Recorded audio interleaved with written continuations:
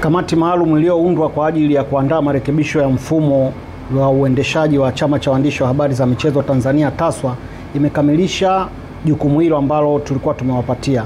Kamati ya utendaji ya TASWA iliamua kwamba sasa tunahitaji kufanya mabadiliko ya kimfumo wa uendeshaji wetu.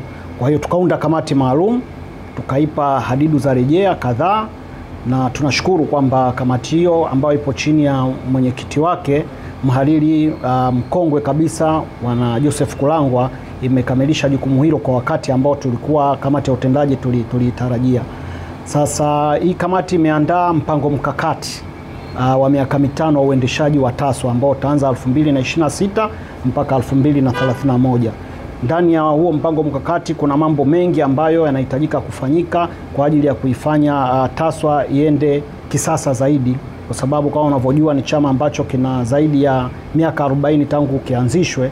Kwa hiyo kuna vitu vingi vimebadilika, ukiachana na swala la mabadiliko ya kawaida ya kikatiba ambao tayari tulishaandaa rasimu, lakini kuna vitu ambavyo vinahitajika iende kisasa kwa maana ya kujiendesha kwa namna mbalimbali. Kwa hiyo tunashukuru kamati chini ya Joseph Kulangwa na wajumbe wengine ambao ni Dr. Egbert Mkoko, huyu ni mhadhiri wa Chuo Kikuu cha Dar es Salaam.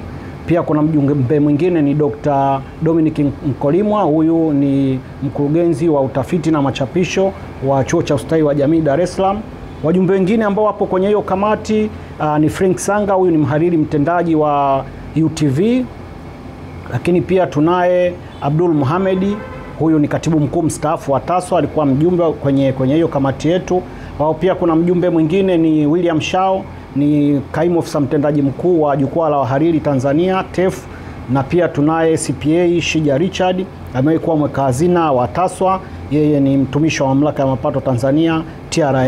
Licha ya kazi kubwa iliyofanywa na kamati, jukumu hili pia tuliwapa taasisi inaitwa FRAX.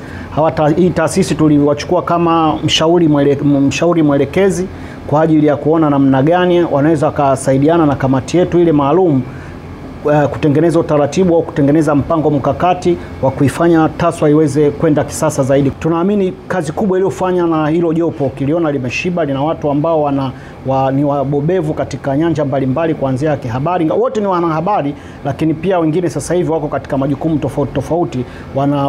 Tunaamini kwamba kazi ambayo wameiandaa itaisaidia TASWA katika miaka 5 ijayo.